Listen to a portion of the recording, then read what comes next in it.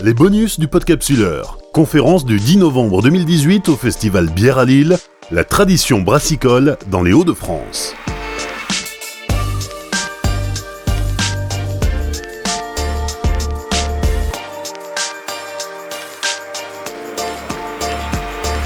Bonjour à tous. Merci d'être avec nous pour assister à cette première table ronde de l'après-midi. Merci aux organisateurs du festival Bière à Lille de nous donner cette opportunité de vous parler de la tradition brassicole dans les Hauts-de-France. Deux invités brasseurs pour nous éclairer sur ce sujet et sur l'évolution de l'univers brassicole dans la région, alors à ses origines jusqu'à aujourd'hui. Vincent Bogart, qui est le président des Brasseurs des Hauts-de-France. Il représente aussi la brasserie Saint-Germain à Aix-Noulette, dans le Pas-de-Calais, où l'on brasse entre autres la Page 24. Et Pierre Benoît, qui a lancé il y a un peu plus d'un an maintenant la brasserie Belnaert, qui veut dire bayeulloise en flamand, et donc qui est à Bailleul. Et qui a un concept... Vous entendez pas ? Ah, alors attendez, je vais voir ce que je peux faire pour vous. Donc la brasserie Belnaert à Bailleul, qui a cette particularité de brasser des... Bon, ben comme ça, on est à fond. Donc je vais juste rapprocher le micro de la bouche. Qui a cette particularité de brasser des bières éphémères. Alors peut-être, Vincent, pour commencer, est-ce que tu peux nous dresser un peu le panorama historique de la bière dans les Hauts-de-France? Ça remonte à quand? Et quelle a été cette aventure des brasseurs de la région? Pour faire simple, en fait, il y a toujours eu de la bière dans les Hauts-de-France, comme il y a eu du vin. Et puis à un moment, un choix a été fait, surtout au niveau monastique, qui était plus facile de faire de la bière dans notre région que du vin. Et la bière est restée, mais on a déjà des premières traces, ne serait-ce qu'à Arras, où il y a beaucoup de fouilles archéologiques, bien avant déjà les Gaulois, quoi, qui étaient organisés en brasserie. Donc ça a toujours été. Ensuite, il y a eu des périodes un peu plus florissantes, comme avant la Première Guerre mondiale. Et puis la Première Guerre mondiale, forcément, a mis un gros coup d'arrêt aux brasseries régionales. Il y avait plus de 2400 brasseries avant 14-18, alors qu'il y avait 3400 brasseries au total pour la France. Donc tout ça a beaucoup changé. Beaucoup de petits villages avaient 2 ou 3 brasseries. Pourtant des petites communes qui aujourd'hui ont 600 habitants, et c'est le maximum qu'ils ont eu à l'époque. Mais de toute façon c'était la boisson régionale. On buvait pas d'eau parce que l'eau était pas des plus qualitatives. Mais par contre elle servait très bien à la bière parce qu'elle était bouillie. Donc ça c'était plutôt pas mal. On buvait du cidre aussi dans la région. Selon les endroits, sur Boulogne-sur-Mer, on buvait plus de cidre que de bière. Ça dépendait en fait les secteurs. Et puis les brasseries forcément ont disparu avec la Première Guerre, les pillages de cuivre, la population, le savoir-faire aussi a disparu, les levures ont disparu parce qu'il a fallu après aller en Angleterre, qui n'avait pas subi la guerre de la même façon, pour aller rechercher ce genre de matières premières. Et puis les dommages de guerre pas forcément réinvestis en brasserie. Certains sont devenus grossistes. Et puis dans les années 80, quasiment plus rien. Une petite création qui était la cuvée des Jonquilles, et puis tout le reste était plutôt des brasseries qui disparaissaient. Fin des années 70-80, et certains en fait se sont mis à faire des bières un peu spéciales, donc ce qu'on appelle aujourd'hui des bières spéciales, des bières à 6-7 degrés qui n'étaient pas vraiment habituelles à l'époque. Et puis c'est reparti comme ça. C'est un peu l'histoire de la choulette, c'est l'histoire de bière du ch'ti qui redémarre justement comme ça. Les gens à cette période-là buvaient de la bière au litre à table, légère, et les bières spéciales c'était pas le créneau en fait. Et les gens ont commencé à partir là-dessus. Alors il y a des gens qui ont beaucoup contribué à ça, et puis il y a eu des changements de période, et puis on a commencé à pasteuriser la bière, parce que le gros problème c'était aussi la conservation. Et puis on a d'autres qui sont élevés contre ça en disant mais hors de question qu'on pasteurise. Et puis la mondialisation a commencé. Et forcément, quand tu vois la mondialisation arriver, tu revois aussi l'effet inverse de recréer des petites brasseries, de redynamiser en fait. Voilà. Oui, parce que quand on dit qu'il y avait 2400 brasseries dans les Hauts-de-France à l'époque florissante, c'était des brasseries très petites et qui fonctionnaient sur des circuits très courts, c'est-à-dire que chaque village avait sa brasserie et la bière voyageait assez peu finalement. Tout le monde avait des chevaux et en fait on livrait jusque là où les chevaux allaient et ils rentraient tout seuls les chevaux en plus. Donc c'était pas une légende, apparemment les brasseurs consommaient plutôt pas mal. Charles, je sais pas si tout à l'heure tu peux nous confirmer un petit peu tout ça. Parce que là vous avez quand même Charles Chotteau qui est quand même un des grands investigateurs en fait de la bière spéciale dans le Nord, mais il y a déjà dans les années 80. Donc il aurait beaucoup d'histoires à raconter. Ouais, en fait les chauffeurs partaient avec les chevaux, ils descendaient, ils récupéraient pour certains des fois la bière que les gens avaient dans leur barrique à la cave, parce qu'on buvait pas la bière en bouteille. Ils remontaient les barriques et puis tout ce qui était un petit peu acide, un peu sûr et tout, eux ils le buvaient parce que c'était gratuit. Et bon voilà, c'était des grandes périodes. Mais tout ça c'est des témoignages que j'ai de gens que j'ai côtoyés qui ont un peu connu cette époque. Ouais, en fait les brasseries, elles ont disparu, elles sont revenues. On a trouvé une invention géniale qui était le camion. Donc le camion a fait aussi qu'on est allé livrer un peu plus loin à la concurrence et puis tout ça a fait que au plus on faisait en sorte de pouvoir aussi se faciliter le travail, au plus ça nous permettait aussi d'aller plus loin et ça existe dans plein de métiers en fait. Qu'est-ce qui a fait que les brasseries ont fermé les unes après les autres? Est-ce que c'est uniquement la période de la guerre qui, avec comment on dit, la réquisition des métaux, ou est-ce qu'il y a eu d'autres raisons? Il y a plein de sortes en fait. Les gens qui avaient leur famille et qui n'étaient pas faites pour ça, les gens qui se mariaient entre familles de brasseurs. Alors là, forcément, la fille avait dans sa dot une brasserie, le fils avait une brasserie. On en fermait une sur les deux. Ça a participé beaucoup. Le savoir-faire, on a commencé, nous ici dans le Nord, on n'était que en fermentation haute, des bières de haute fermentation. Et puis la guerre a laissé des traces avec la basse fermentation. La bière n'était pas limpide comme aujourd'hui. On buvait pas de blonde quasiment dans le Nord après la guerre. On buvait surtout des brunes et des ambrées. Donc tout ça a fait qu'il y a eu une grande révolution. On a commencé à toucher aux levures de fermentation basse. On a commencé à boire de la bière dans un verre vert et pas dans un bol parce que c'était limpide, donc ça se voyait, que de l'autre côté c'était un peu trouble. Enfin tout ça, beaucoup de technologies en fait qui ont suivi, la pasteurisation, ça c'était énorme, et puis on a commencé à parler d'hygiène en brasserie et les gens ont commencé à s'habituer aussi à ça, et puis après la réglementation aussi qui a commencé aussi à participer, le vin énormément. Alors les brasseurs en fait ont commencé à vendre le cuivre, ont commencé à déshabiller leur brasserie. Seulement les embouteilleuses n'avaient pas vraiment de valeur, c'était de la fonte. Ils ont commencé à faire venir du vin de Bordeaux en citerne pour le mettre en bouteille. Et ils ont commencé à distribuer du vin à leur propre clientèle qui buvait de la bière. Donc quelque part, ça a aussi aidé un petit peu à ça. Puis après, les achats de brasseries. Aujourd'hui, il y a des gros groupes brassicoles qui rachètent des brasseries, mais qui les gardent. Qu'à l'époque, on achetait 5 brasseries et on n'en faisait qu'une seule. C'est l'histoire dans mon village de la brasserie Bram qui a été rachetée par Heineken. Et Heineken a fermé 5 sites en 86. Voilà, pour renforcer leur position. Donc tu situes le début du renouveau brassicole dans la région en quelle année? Les années 80? Ça dépend si on se base là-dessus par rapport à 10-15 brasseries qui ouvrent sur une année, ou la brasserie de Gussigny, la cuvée des Jonquilles, aura 30 ans l'année prochaine. Donc c'est quasiment le premier à se relancer. Si on prend la bière du Ch'ti, c'est fin des années 77-78. Donc ça a à peu près 40 ans. Puis c'était un projet une fois de temps en temps. Que là maintenant on a carrément explosé les compteurs. Nous il y a 15 ans quand on s'est installé, on devait être 120 brasseries pour la France, toutes tailles confondues. Aujourd'hui pour la France on est à 1300 à peu près. Et rien que dans la région on doit être 110 sur la nouvelle région. On est 110 à peu près. On va dire que le gros du contingent arrive là depuis 7-8 ans. Alors qu'est-ce qui explique qu'il y a eu ce renouveau? On revient, pour moi tout est cyclique, donc on revient aussi à des métiers plus manuels. au plus on fera l'Europe, pour moi, au plus on refera nos régions. Donc toute notre culture, notre patrimoine, et il y a d'autres métiers qui vont revenir, on va se le réapproprier en fait.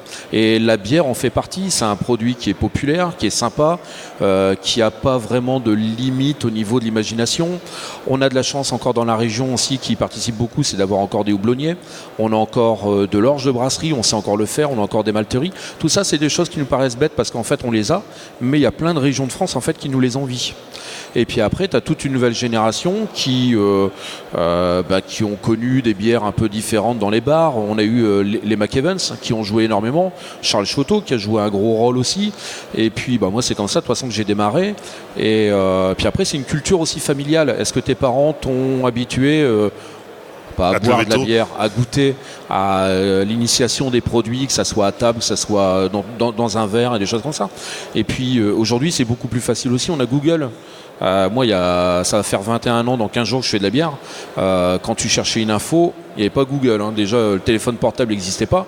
Donc tout ça, en fait, tu y allais par expérience. Et aujourd'hui, c'est un peu plus facile. Puis là aussi, on a de la chance dans la région, c'est que quelle que soit la taille des brasseries, quel que soit l'âge, l'expérience et tout ça, les portes sont ouvertes. T'as un problème, tu viens me voir. Moi, j'ai été invité chez eux il y a quelques mois en fait pour faire une soirée. C'est une super initiative. On n'est pas concurrents en fait. Au plus on sera de brasserie à faire de la qualité, au plus on parlera de la bière. Et ça, c'est un truc qui est quand même plutôt bien ancré ici dans la région. Ça, on a de la chance là-dedans. Alors, on va passer le micro à Pierre Benoît, mais alors, je vais juste te demander d'avancer ta chaise parce que tu me fais peur. Voilà, ce serait dommage que ça se termine mal. C'est dommage de mourir aujourd'hui. Vincent parlait de toute cette filière qu'on a sous la main dans les Hauts-de-France. On produit de l'orge, on produit du houblon, on a une eau qui est bien. Qui est particulière mais qui est bien, effectivement. Qui est intéressante, enfin en tout cas les brasseurs ne s'en plaignent pas. Toi, la particularité de la brasserie Belnart, c'est que vous jouez sur ce circuit court pour produire vos bières. C'est ça. Donc nous en fait, on est donc situé dans les Flandres. Et on a la chance, comme le disait Vincent dans les Flandres, d'avoir 6 fermes houblonnières qui existent encore, qui ont résisté, parce que je pense, tu en parleras beaucoup mieux que moi, mais il y a quelques années de ça, on avait beaucoup plus de houblonnières. Et du coup, nous, on essaye de participer au maintien des houblonnières dans les Flandres, parce que la bière, c'est en partie du houblon, du malt, de la levure, mais on est aussi dans la tradition flamande. Quand on pense aux Flandres, on pense au houblon. Et du coup, pour maintenir cette tradition, pour maintenir ce savoir-faire, on utilise principalement dans nos bières à nous du houblon flamand pour faire en sorte qu'elle puisse être pérenne et toujours proposer du houblon. Donc oui, on utilise du houblon flamand, 6 fermes houblonnières dans un rayon de 10 km autour de la brasserie. Et après, on utilise aussi des levures qui sont proposées ici par Fermentis, donc qui est le leader mondial de la levure, qui est basé à Marc-en-Barœul, le Safre, qui est local mais qui est quand même gigantesque. Et après, les maltes des Hauts-de-France qu'on trouve aussi assez facilement dans la région. Alors parle-nous de ta spécificité qui est de... Alors vous avez des bières permanentes, ouais, mais surtout beaucoup de bières saisonnières et alors comment ça fonctionne, éphémère, voilà. En fait, pour raconter un peu l'histoire, c'est-à-dire que nous, on était brasseurs amateurs au départ, on brassait dans notre cuisine, on adorait ça.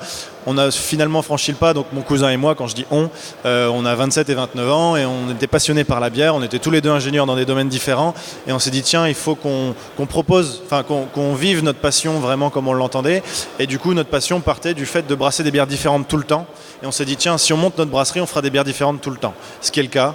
On a du coup quand même 3 bières plus classiques, une blonde cuivrée et une triple qui sont pour le marché un peu plus local, vraiment très classique. Mais à côté de ça, tous les mois, on fait des bières éphémères. Donc depuis 1 an et demi qu'on existe, on a fait 19 recettes différentes pour justement explorer des styles et proposer aussi aux gens de la région qui ont l'habitude de boire de la bière, parce qu'on a du coup, par cette tradition de la bière dans les Flandres, on a beaucoup de consommateurs de bière, contrairement à d'autres régions.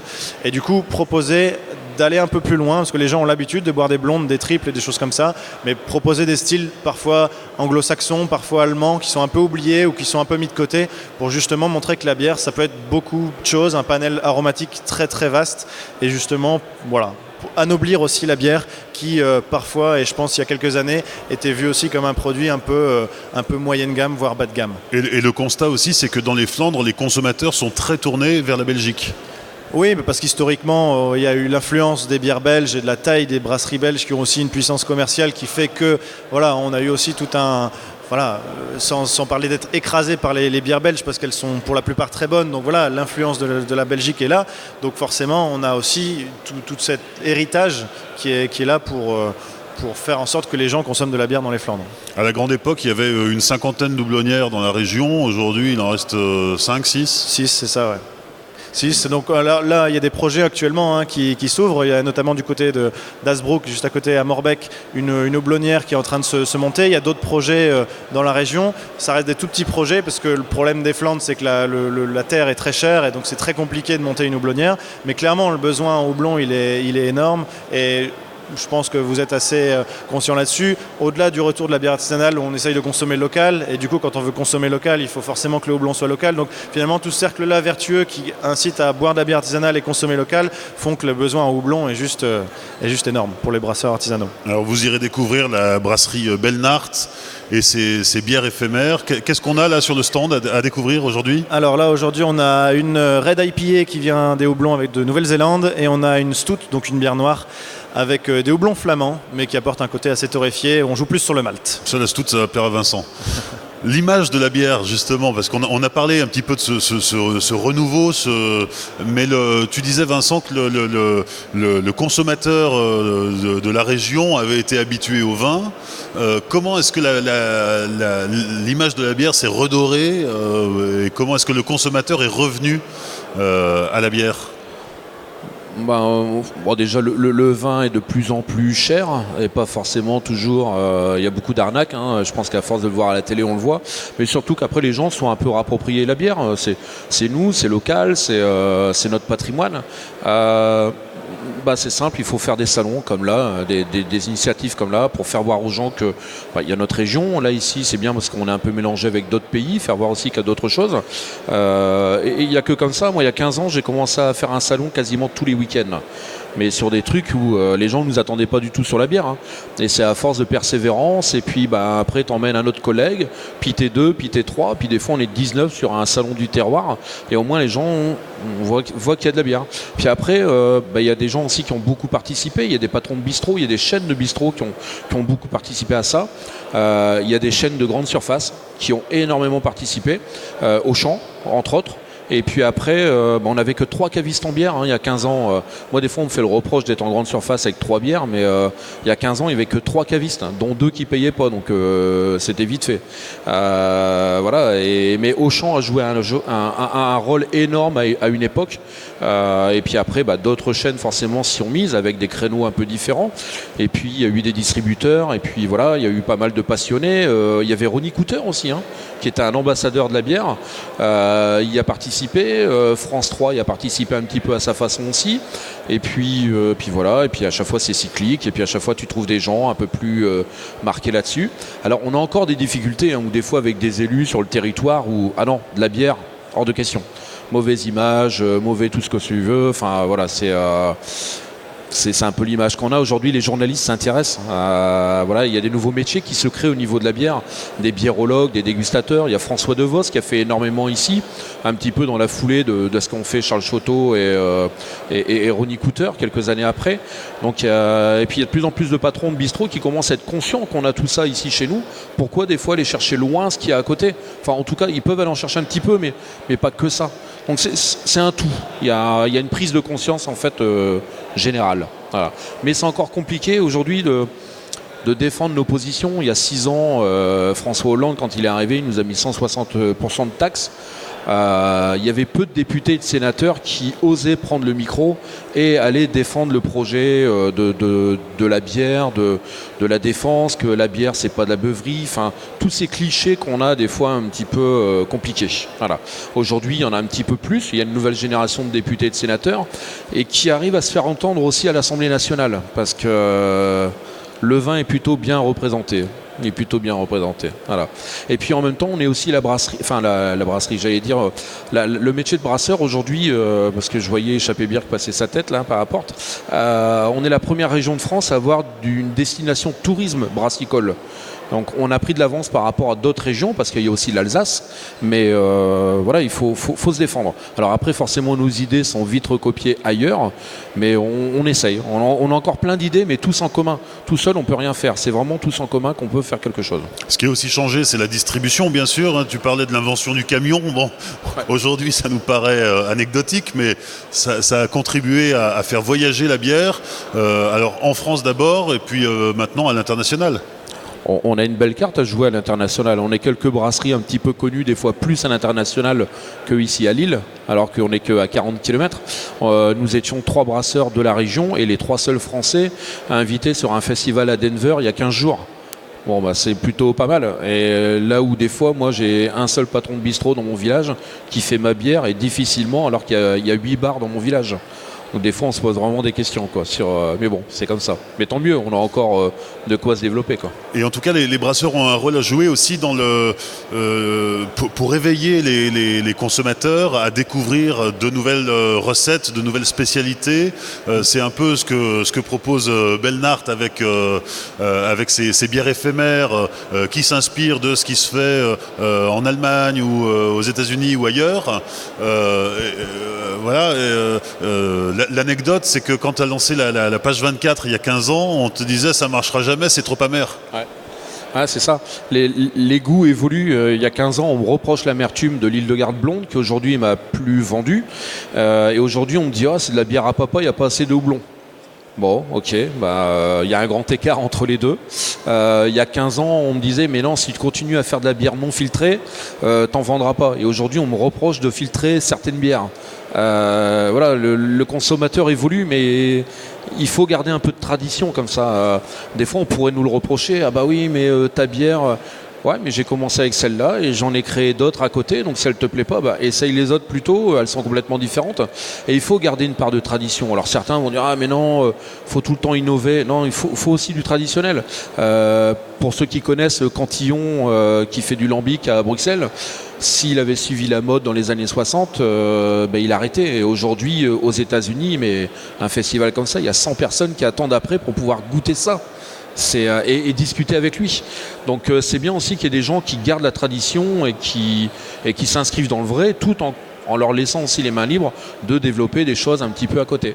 Parce que ce qui est tradition se perd et après ça revient et ça redevient la mode. Et on a l'impression de créer quelque chose alors qu'en fait on l'a toujours eu quoi. Et alors dans cette même démarche d'initier le consommateur à de nouvelles découvertes gustatives, Pierre Benoît, la brasserie Belnart, elle ose de nouvelles recettes et comment on sait que ça va marcher ? On sait pas. Après, nous en tant que passionnés de bière, comme je le disais tout à l'heure, on le fait d'abord pour nous parce qu'on aime la bière et on veut des bières qui nous plaisent. Pour rejoindre un peu ce que disait Vincent, c'est clair que la tradition est importante parce que finalement, on a maintenant, comme on disait aussi avec Google, avec tous les moyens qu'on a d'obtenir des bières qui viennent des États-Unis, des bières qui viennent de Nouvelle-Zélande ou de partout, le risque c'est qu'on uniformise la consommation de bière et que tout le monde boive des IPA, tout le monde boive des bières, des stouts ou quoi que ce soit. C'est pas le but. Le but c'est justement aussi garder cette tradition, garder un savoir-faire, des techniques de fabrication qui sont propres aux Flandres. Je pense par exemple, pour rentrer un peu dans le technique, du brassage multipalier qui est fait dans le nord de la France et en Belgique, qui n'existe pas ailleurs dans le monde. Voilà, c'est des choses que nous on essaye de garder, tout en proposant aussi des choses qui varient gustativement pour montrer qu'il n'y a pas que la bière dans les Flandres. Mais du coup, pour revenir à ta question d'innover, c'est vraiment ouvrir un panel si tu veux. C'est vraiment montrer que la bière, ça peut s'accorder avec des plats, ça peut s'accorder avec des fromages. On fait régulièrement des soirées dégustation à la brasserie pour anoblir, pour montrer que la bière, ça peut vraiment être beaucoup de choses. Et puis depuis un mois, il y a un bar. Et puis du coup, sur depuis la un grande mois, place de Bailleul. même constat que Vincent, c'est-à-dire que nous, on est dans une ville de 15 000 habitants, un peu plus gros qu'Aix-Noulette, mais là, on n'avait aucun bar qui servait notre bière parce que les grosses brasseries imposent des contrats au bar et du coup, c'était compliqué pour nous d'imposer notre bière. Et donc du coup, la seule manière de servir notre bière dans notre ville, c'était d'ouvrir un bar nous-mêmes. Donc effectivement, on ouvre un bar pour proposer nos bières, mais pas que nos bières, pour proposer aussi les bières de la région, pour montrer qu'il y a d'autres choses que les grosses multinationales de la bière qui proposent des bons produits et qui soient à des prix aussi abordables. Parce qu'on pense souvent, notamment les patrons de bar, que la bière artisanale c'est cher, mais quand on met tout au bout du compte, qu'il n'y a pas des camions qui circulent dans toute la France pour aller chercher de la bière, que voilà, tous les circuits courts font qu'on arrive à des prix qui sont équivalents, voire même parfois en dessous. Vincent, toujours dans cette dynamique de regain d'intérêt pour la bière, comment est-ce que les brasseurs répondent? Alors peut-être au niveau global, on ne parle pas de la microbrasserie, mais les brasseurs artisanaux, les brasseurs indépendants, comment est-ce qu'ils font face à ce nouveau marché qui explose, hein. Aujourd'hui, on est à 1300 brasseries en France. L'innovation, beaucoup, la souplesse. Il ne faut pas qu'on s'enferme quand on grandit, et quelle que soit la taille, de déjà se couper de sa clientèle et d'avoir un commercial et toi de plus connaître tes clients. Donc ça c'est important, il faut vraiment rester sur le terrain, tout le temps connecté. Puis il faut faire ce qu'on sait faire en fait. Tu peux grandir. Enfin moi mon projet il a explosé, mais je me rendais pas compte que j'avais la capacité de le faire. Et après je comprends très bien aussi après des gens qui ne veulent pas grandir parce qu'ils se sentent dépassés par l'événement, parce qu'ils n'ont pas envie de gérer de l'humain, parce que voilà tout ça fait que voilà c'est un mélange, un peu de tout, un peu de tout. Alors la brasserie Saint-Germain fête ses 15 ans et à cette occasion il y a 15 bières éphémères, hein, qui ont été... Ouais, 15 bières éphémères où en fait on invite des gens qu'on a rencontrés pendant nos 15 ans. On a eu un brasseur norvégien qui est parti en Crète, il est parti se réchauffer. On l'a réinvité, on a eu un stagiaire qui était en Autriche, on l'a réinvité, on est tombé sur des copains, on s'est fait copain avec des brasseurs sur le bord du Mississippi, dans le Kentucky. Et ben, cette année on les a fait venir, on a fait une bière au concombre avec eux, on fait plein de trucs, voilà, c'est le rendez-vous des copains, des gens qui ont été importants pour nous dans ce genre de relation. Et puis après il y a plein d'autres personnes qu'on ne peut pas inviter non plus parce qu'il a fallu faire un choix, mais il y a plein de personnes qui nous ont vraiment aidés dans notre projet et qui continuent à nous aider, quoi. Donc, Et alors, qu'est-ce que tu réponds aux puristes qui disent la bière c'est du malt, du houblon, de l'eau et de la levure? Point. Ouais, c'est qu'ils ont des œillères, quoi. Enfin, il faut ouvrir. Il y a une législation en fait en France qui a toujours existé. Il suffit de la respecter et ils verront que dès le départ, en fait, la bière c'est pas que du malt, de l'orge, du houblon et de la levure, quoi. On a toujours eu le droit de mettre d'autres choses à côté. À une époque, on faisait une bière à la chicorée. Aujourd'hui, j'avais déjà une bière à la rhubarbe qui continue et qui a évolué avec le temps, mais avec du vrai jus de rhubarbe, pas avec des arômes de synthèse. Quand on rajoute quelque chose dans la bière, c'est pas forcément des arômes de synthèse. Ça peut être des produits naturels. Il y a des choses qui nous sont interdites, tout ce qui est entrant animal. Mais après, voilà, il n'y a pas de limite en fait. Il n'y a pas de limite. Le tout, c'est que ça reste bon et que ça plaise. Alors des fois, ça plaira pas à 100 000 personnes, mais des fois, ça va plaire à 5 000 personnes qui cherchent toujours quelque chose de différent. On peut aussi aller chercher des levures du vin aussi. Des levures de champagne, on peut aller. Il y en a qui brassent avec du pain, il y en a qui. Voilà. Le houblon n'est pas obligatoire non plus, hein, vous pouvez aller chercher des épices, que du miel, enfin. Il n'y a pas de limite, quoi. Le tout, c'est que ça reste quand même dans la famille bière. Il y a 2-3 produits où je suis un peu plus sceptique, mais bon, voilà, c'est pas légion non plus, quoi. C'est pas. Non, voilà, il faut que le brasseur s'éclate, mais il faut aussi qu'en face, il ait la clientèle en face. Voilà. Eh ben merci à tous les deux d'être venus nous partager votre vision sur la tradition brassicole des Hauts-de-France. Si dans le public vous avez des questions, n'hésitez pas, c'est le moment de les poser. Vous pourrez aussi les poser en allant déguster sur les stands et en allant rencontrer les brasseurs qui sont disponibles pour vous aujourd'hui. Merci.